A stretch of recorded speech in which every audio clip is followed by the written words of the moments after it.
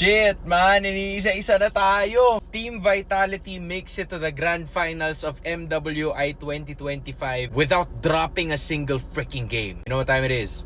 Hands in. Wala, sinubukan talaga guys, pero hindi talaga kinaya. Tapos talaga, yun ang medyo mahirap doon, ladies and gentlemen. Nakarating sila ng finals nang hindi sila naglalapag, hindi sila natatalo. Lahat 2-0, 3-0, kanina lang 3-0. Wala ganun talaga Ganun sila katindi. Kumbaga sinasabi pa ni Vivian kanina na ngayon nawala yung Navi PH, yung lumason sa amin last year. Napakataas ng kumpiyansa, ng confidence nila para makuha to. And for the record, yun naman talaga yung gusto nila mangyari. Siyempre, bilang isang Pilipino, sayang naman kasi walang Philippines sa finals. And you know, kahit sa ang larangan yan, mapalalaki, mapababae. Basta MLBB, bihira kasing mangyari yun. Pero dito nangyari. So, medyo mainit-init na sagupaan to between Gaming Gladiators and Team Vitality. If I remember correctly, ito ang unang beses na tutungtong ang isang North American representative sa kahit anong finals na related sa international MLBB. Meanwhile, para naman sa Vitality, back-to-back MWI finals to para sa kanila sa EWC. And I'm not gonna be surprised that they perform so well because oh my God!